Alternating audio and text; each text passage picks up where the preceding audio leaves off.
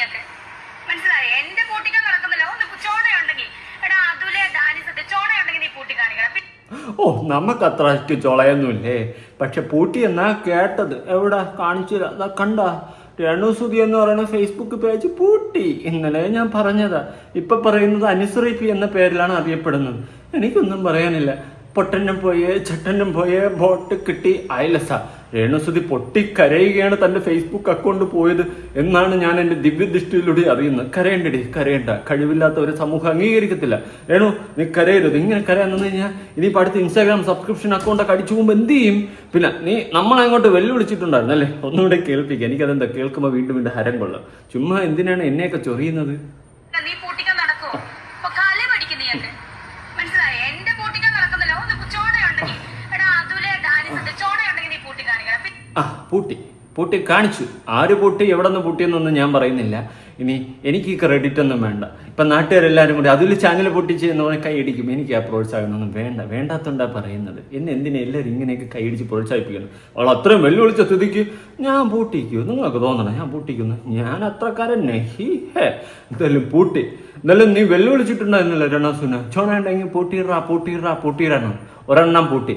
ഇനി എന്തായാലും ഒരെണ്ണം പൂട്ടിയ സ്ഥിതിക്ക് രേണു എന്ത് ചെയ്യണമെന്ന് പറയുമോ? ഒന്നുകൂടി വന്നിട്ട് എന്നെ വെല്ലുവിളിക്കണം. ചോണ ഉണ്ടെങ്കിൽ ബാക്കിയും കൂടി പൂട്ടിയിടാ അതുലേന്ന്. അപ്പോഴും വീണ്ടും ഒരു അക്കൗണ്ട് കൂടി പൂട്ടുകയാണെങ്കിൽ ചിലപ്പോൾ നാട്ടുകാർക്കൊരു സംശയം തോന്നും, എന്നെ വഴി അല്ലെങ്കിൽ ഞാൻ വഴിയാണ് പൂട്ടിയത് അല്ലെങ്കിൽ പൂട്ടിച്ചത്. ചിലപ്പോൾ നാട്ടുകാർക്ക് സംശയം തോന്നും. തികച്ചും യാദൃച്ഛികം മാത്രം. ഞാൻ ഉറപ്പിക്കുന്നൊന്നുമില്ല കേട്ടോ.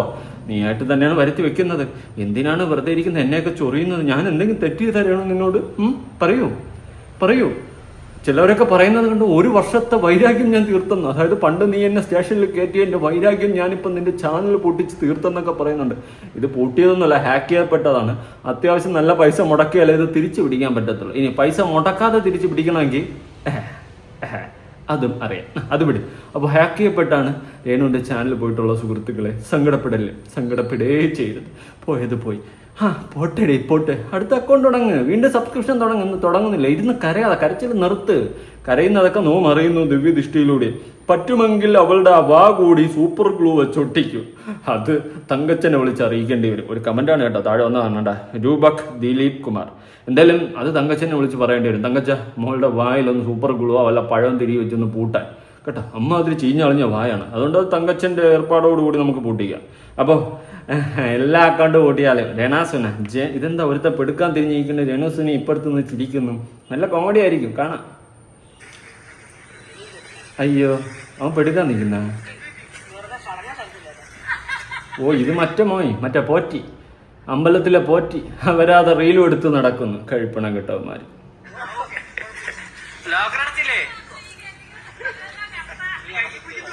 അയ്യോ കടിയോ നീ നമ്പര കടിയോ പിറന്നാള്.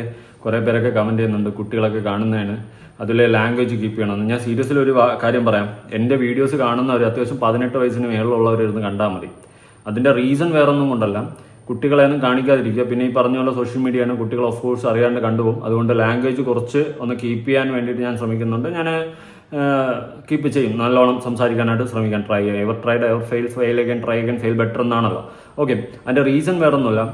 ഇന്നത്തെ കാലത്ത് കുട്ടികൾക്ക് കാണാൻ പറ്റിയ ഒരു കണ്ടന്റ് ബേസിൽ എൻ്റെ കണ്ടന്റ്സ് വരുന്നില്ല. അത്യാവശ്യം പ്രായമായവർക്കും കുറച്ച് ഏജ് ആയിട്ടൊക്കെ ഉള്ളവർക്കും കുറച്ചൊരു 10-20 വയസ്സൊക്കെ ആയവർക്ക് കാണാനുള്ള കണ്ടന്റ് ടൈപ്പാണ്. കുട്ടികൾക്ക് കാണാനുള്ള കണ്ടന്റ് ടൈപ്പ് അല്ല. പിന്നെ ഞാൻ വല്ല അവരാതോ മറ്റേ മെമ്പർഷിപ്പ് സബ്സ്ക്രിപ്ഷനൊക്കെ എടുത്ത് കാണിച്ചിരുന്നെങ്കിൽ ഓഫ് കോഴ്സ് കുട്ടികൾ അറിയാണ്ടെങ്കിൽ അവിടെ തന്നെ വീഴുന്നതാണ്. ഈ രേണുസുതിയൊക്കെ കാണിക്കുന്ന പോലത്തെ. അതുകൊണ്ട് ഞാൻ എന്തായാലും ലാംഗ്വേജ് കീപ്പ് ചെയ്യാൻ ശ്രദ്ധിക്കാം. അതുപോലെ വീട്ടിൽ മാതാപിതാക്കളാണ് കൂടുതലായിട്ട് എൻ്റെ ഈ വീഡിയോസ് കാണുന്നത്. അതും കിച്ചണിലൊക്കെ ജോലി ചെയ്യുന്ന സമയത്തൊക്കെ ഒരുപാട് പേര് സ്പീക്കറിലൊക്കെ ഇട്ട് കേട്ട് ജോലി ചെയ്യുന്നുണ്ട്. ഇതൊക്കെ എൻ്റെ അടുത്ത് പേഴ്സണലി പറഞ്ഞിട്ടുള്ളതാണ്. അതുകൊണ്ട് നിങ്ങൾ ജോലി ചെയ്യുന്ന സമയത്ത് ഓഫ് കോഴ്സ് കുട്ടികളൊക്കെ വീട്ടിലുണ്ടെങ്കിൽ കാണാതിരിക്കുക.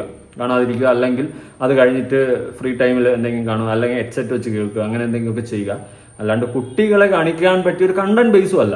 ഇമാതിരി കണ്ടന്റ് ഒന്നും കുട്ടികൾ കാണേണ്ട കാര്യമില്ല. അതുകൊണ്ട് മാതാപിതാക്കൾ ഉറപ്പായിട്ട് എൻ്റെ വീഡിയോ ഒക്കെ കാണുന്ന സമയത്ത്, പ്രത്യേകിച്ച് രേണുസുതി കണ്ടന്റൊക്കെ കാണുന്ന സമയത്ത്, നിങ്ങൾ മാതാപിതാക്കൾ കുട്ടികളെ അടുപ്പിക്കാതിരിക്കുക. നിങ്ങൾ മാതാപിതാക്കൾ വഴിയാണ് കുട്ടികൾ കാണുന്നതും കേൾക്കുന്നത്. അത് നിങ്ങളായിട്ട് ഒന്ന് ട്രൈ ചെയ്യുക. അല്ലാണ്ട് അത് വലിയതായിട്ട് നമുക്ക് പറ്റുന്ന കാര്യമില്ല. ഇനിയിപ്പോൾ ഞാൻ നല്ല ഭാഷ സംസാരിച്ചാൽ കൂടി ഈ പറയുന്ന രേണുസുതി കണ്ടന്റ് ഒന്നും കുട്ടികൾ കാണേണ്ട കാര്യമില്ല. മനസ്സിലായി? മാതാപിതാക്കൾ നിങ്ങൾ കാണുന്ന സമയത്ത് കുട്ടികളെ കാണിക്കാതിരിക്കുക. ഓക്കെ, പിന്നെ ഞാൻ ഈ പറയുന്നത് അത്യാവശ്യം മോശം ആണോ എന്ന് ചോദിച്ചു കഴിഞ്ഞാൽ മോട്ടിവേറ്റ് ആയിട്ടുള്ള കാര്യമൊന്നും അല്ല. ഏത് അങ്ങനത്തെ ടോപ്പിക്കുകൾ ചെയ്യുന്ന സമയത്ത് ഓഫ് കോഴ്സ് കുട്ടികൾക്ക് കാണാം, അല്ലാതെ ഇമാതിരി ടോപ്പിക്കൊന്നും കുട്ടികൾക്ക് കാണിക്കണ്ട. രേണു സുധിയുടെ തമ്മിൽ കണ്ടു കഴിഞ്ഞാൽ കുട്ടികളെ വിളിച്ചിട്ട് കാണിക്കണ്ട. ഓക്കെ, കടിച്ചു വലിക്കുമ്പോൾ ജ്യൂസ് വരണം. ബാ നല്ല നാടൻ മാമ്പഴമല്ലേ നാടൻ തിരിച്ചറിയണ പഴുത്തിട്ട് നമ്മളിങ്ങനെ കടിക്കിങ്ങനെ നാല് കയറി ഇറങ്ങുന്നതാണ് നാടൻ. നല്ല തെറ്റിട്ട് വരണം. എന്താ ഞങ്ങൾ മാസത്തിന്റെ കാര്യം പറയാം. എന്റെ മാങ്ങിയ നാടൻ മാങ്ങ. നിനക്ക് ഷെഡിയിട്ടുടേടാ എന്നുള്ളൊരു ചോദ്യമാണ് എനിക്ക് ഇവിടെ വരുന്ന സുഹൃത്തുക്കളെ. അതുപോലെ നാടൻ മാങ്ങയെ പറ്റിയിട്ടാണ് വിശേഷിപ്പിക്കുന്നത്. എന്തുവാ ഇതിൻ്റെയൊക്കെ അർത്ഥം? എനിക്കൊന്നും പിടികിട്ടുന്നില്ല. എടി പോട്ടെ, ഇതെന്തുവാ?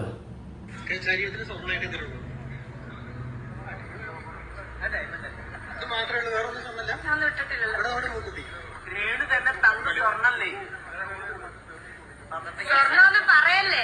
പോലീസ് സോറി, കാലിലിട്ട് കേട്ടില്ല.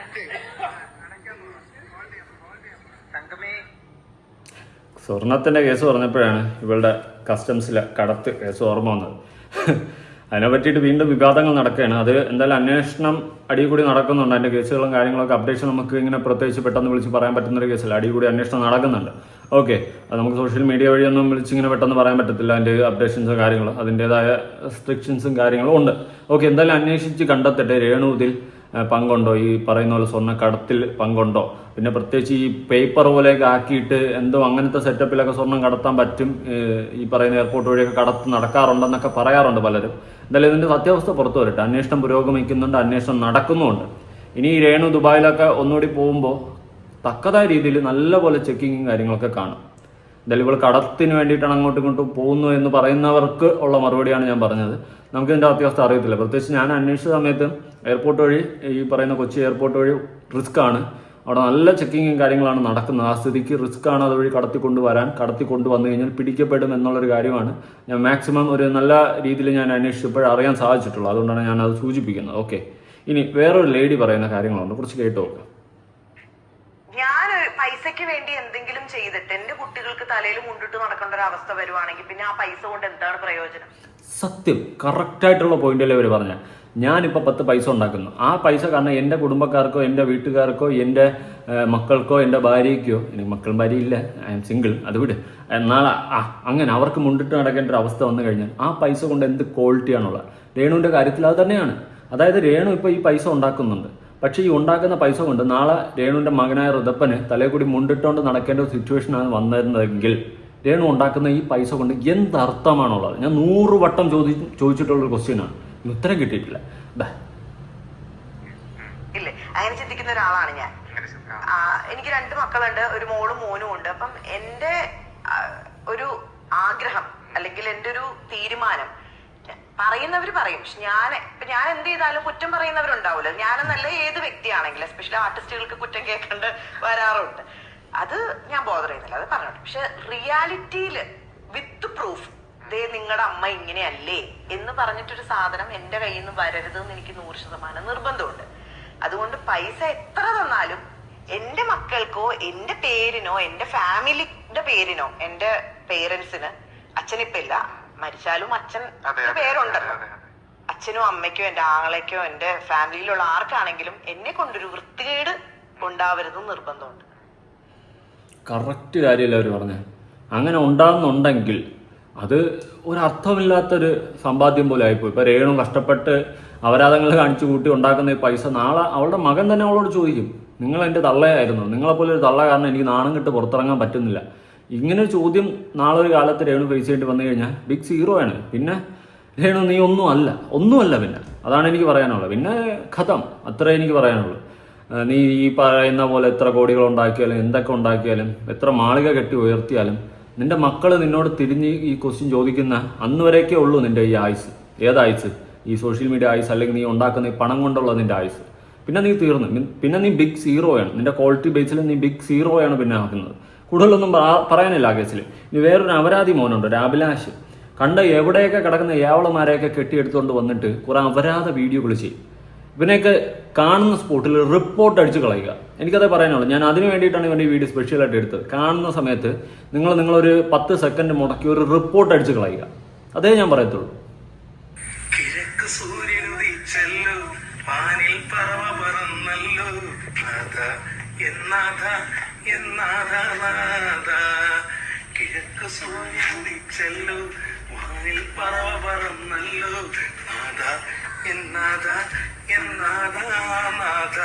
ബിഗ് ബോസിൽ വന്നത് ഭയങ്കര ആഗ്രഹമാണ് സുഹൃത്തെ. നിന്നെ ഇപ്പൊ കൊണ്ട് കയറ്റും ബിഗ് ബോസിൽ. അവിടെ അത്ര ഗതിയിട്ട് കിടക്കല്ലേ. ഇവനെയൊക്കെ ബിഗ് ബോസ് എടുത്തു കഴിഞ്ഞാൽ ബിഗ് ബോസിന്റെ നിലവാരം അത്രയ്ക്കും തരം താഴ്ന്നു പോകും കേട്ടോ. ഇവനെ പോലെയൊക്കെയുള്ള കഴിപ്പണം കെട്ട കഴിവേറികളെ ബിഗ് ബോസ് എടുത്തു കഴിഞ്ഞാൽ അത്രയ്ക്ക് ഗതിയിട്ടതാണ് ബിഗ് ബോസ് എന്ന് പറയുന്ന ഷോ. നെവർ എവർ ബിഗ് ബോസിൽ വരാൻ വേണ്ടി കാണിച്ചു കൂട്ടണല്ല. ഒരു കാര്യം ചെയ്യും, നീ മാരാറ് പറഞ്ഞ പോലെ ലുലുമോളിൽ പോയി മുണ്ടും പൊക്കിയിരി ബിഗ് ബോസിൽ കയറാൻ വേണ്ടിട്ട്. ചിലപ്പോൾ നിന്നെ പിടിച്ച് കയറ്റും. അത് അന്തസ് വേണം അവിടെ. എടാ, നമ്മൾ ചെയ്യുന്ന ഒരു പരിപാടി എത്തിക്സിന് നടക്കാത്ത അത് തന്തയില്ലായ്മ ചെയ്യരുത്. അത് തന്നെയാണ് എനിക്ക് പറയാനുള്ളത്. നമ്മൾ ഒരാളെ തെറി വിളിച്ചാലും അതിൽ വിളിക്കുന്നതിൽ ഒരു അർത്ഥം ഉണ്ടാവണം. അല്ലാണ്ട് നീയൊക്കെ വന്നിട്ട് ഇമാതിരി അപരാധം, നിന്റെ ഇതൊന്നുമല്ല അപരാധം, നീ അപരാധ ലെവലിലുള്ള പീക്ക് ലെവലിലുള്ള വൃത്തികെട്ട വീഡിയോകൾ സോഷ്യൽ മീഡിയയിൽ പങ്കുവെച്ച് വരുന്ന തലമുറ അടക്കം നശിപ്പിക്കുന്ന വെറും കഴിപ്പണം കെട്ടവനാണ് നീയൊക്കെ. നിന്നെയൊക്കെ ബാൻ ചെയ്യണം.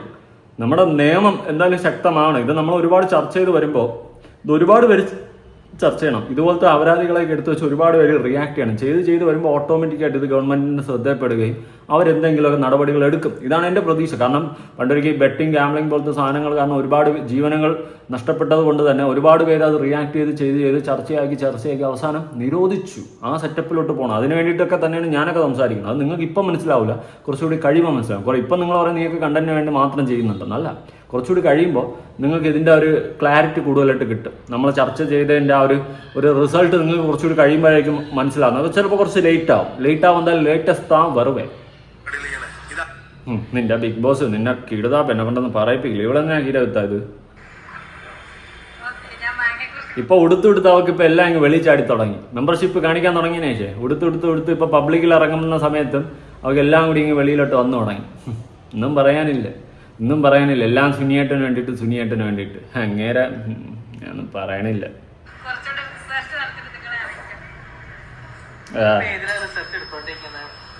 അയ്യോ, വല്ലതും പിടിച്ച് പൊക്കി കാണിച്ചാൽ മതി. ആയില്ല പുതിയ കണ്ടന്റ്. സബ്സ്ക്രിപ്ഷനിൽ എങ്ങനെ കണ്ടന്റ് കൊടുക്കും? എന്തെങ്കിലുമൊക്കെ പിടിച്ച് പൊക്കി കാണിച്ചാൽ നിനക്കൊക്കെ എളുപ്പമല്ലേ കാണില്ലേ? എന്തെങ്കിലും കാണിച്ച് കുറെ കടുകൾ അവിടെ സബ്സ്ക്രിപ്ഷൻ എടുത്ത് കിടക്കുന്നുണ്ട്. അവരെ തൃപ്തിപ്പെടുത്തിയിരുന്നു, വളഞ്ഞിരുന്ന് തൃപ്തിപ്പെടുത്തി. അനുരാഗ കാറ്റ് സൂപ്പർ ഹിറ്റ് ഷോർട്ട് ഫിലിം. ഇത് ഏത് കഴിപ്പണം കേട്ടോ അടുത്ത പുതിയവര്?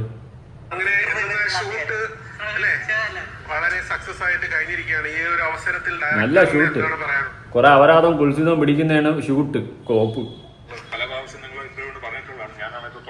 പറട്ടക്കളാവ്. തനിക്കൊന്നും നാണമല്ലേ ഈ പ്രായത്തിൽ?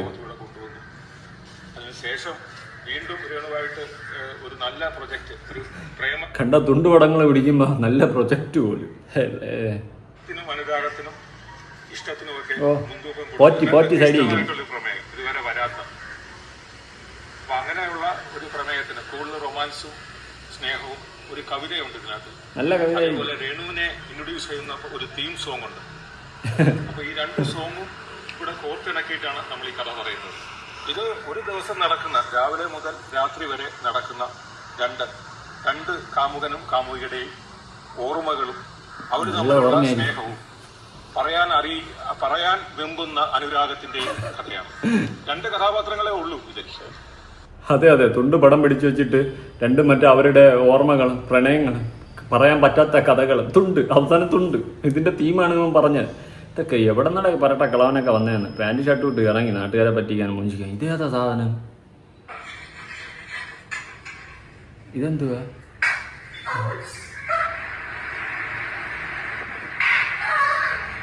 ഓഹോ,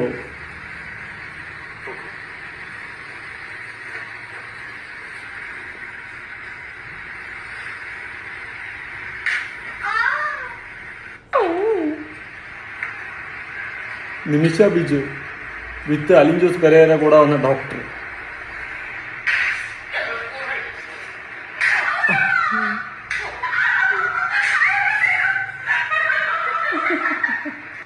അപരാധികൾ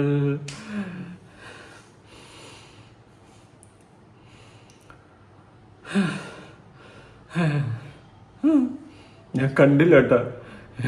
ഈ വീഡിയോ ഞാൻ ഇപ്പോഴാണ് കാണുന്നത്. നാക്കുളിക്ക് ഒന്നും പറയാൻ പറ്റുന്നില്ല. ഞാനത് കണ്ടില്ല, ഡൗൺലോഡ് ചെയ്ത് വെച്ച്, പക്ഷെ ഇത് കണ്ടില്ല. ഇപ്പൊ ലൈവായിട്ട് സ്ക്രോൾ ചെയ്തപ്പോഴാണ് ഈ സാധനം കാണുന്നത്. ഞാനെന്ത് പറയാനാ? പറ, രേണു പറയുന്നേ. അയ്യോ, നിന്നെക്കാളും ഗതിയിട്ട സാധനമായി പോലും ഇടാതിരുണ്ട്. എന്നോട് ഇതുവരെ പറഞ്ഞിട്ടൊന്നുമില്ല. എന്നെക്കാളും വളരെ പറ്റി. സ്നേഹമാണ്. അവര് അങ്ങോട്ടും ഇങ്ങോട്ടും മാറി നിന്ന് എന്റെ ജീവിതം കൊഞ്ഞോട്ടെ എന്ന് പറഞ്ഞിട്ടുണ്ടോന്ന് എനിക്കറിയത്തില്ല. എന്തായാലും എന്നോട് വളരെ സ്നേഹത്തോടാണ് സംസാരിക്കുന്നത് ഭയങ്കര സാധനം. എല്ലാവരും. അതെ അതെ. ഈ വെയിലോ? എനിക്കൊരു കൂടെ ഉണ്ടായിരുന്നല്ലോ ബാഗിലാണ്. എന്നെ മിക്കവാറും കുട്ടയിലെടുത്തിട്ടുണ്ട് പോകും. നല്ല കൊടയും വെയിലും ഒക്കെ ആയി. ഇപ്പോൾ സെലിബ്രിറ്റി അല്ലേ, ഒരു കൂളിംഗ് ഗ്ലാസ് ആവാം, ഐസ് ക്യൂബ്സ് ആവാം. ഒന്നും പണില്ല. അടുത്തതല്ല ശ്രീലക്ഷ്മി ആണോ ജാസേ.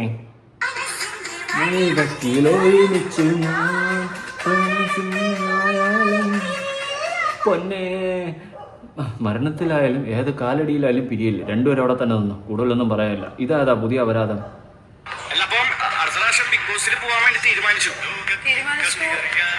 നിന്റെ അപ്പാപ്പനല്ലേ ബിഗ് ബോസ് ഇരിക്കുന്നത്, നീ തീരുമാനിച്ചാ പിടിച്ച് കയറ്റാനായിട്ട്. ഇച്ച് പോടി. നീ ഫ്രീ ആണ്. നിനക്ക് വേറെ എന്തോന്ന് പണി? ഒന്നീ അലിൻ ജോസിന്റെ അവിടെ കാണാം, അല്ലെ അഭിലാഷിന്റെ അവിടെ കാണാം. ഇതല്ലാണ്ട് നിനക്ക് വേറെ എന്ത് പണി? ഫ്രീ ആണെങ്കിൽ പോവാന്ന്. ഷൂട്ടൊക്കെ ചെറിയ വേഷങ്ങളൊക്കെ ഉണ്ട്, ഫ്രീ ആണെങ്കിൽ പോകും. പിന്നെ അന്ന് ഞാനൊരു കാര്യം പറഞ്ഞിട്ടില്ലായിരുന്നു, ലാലേട്ടന്റെ അച്ചാറ്. ഓടിപ്പോയി കയറിക്കൊടു. എങ്ങനെ ചുണ്ടും വെച്ചോണ്ടിരിക്കുന്നു. എന്നാ വാടി ലിപ് ലോക്ക് അടിക്കാൻ ഓടി കിട്ടും നിനക്ക്. ഓടിപ്പോ. ലാലേട്ടനുണ്ടെങ്കിൽ നീ പോകാൻ വേണ്ടിട്ട് നിന്നെ അവിടെ എടുക്കണ്ടേ? നിന്നെ ആരെടുക്കും അവിടെ ബിഗ് ബാഷില്?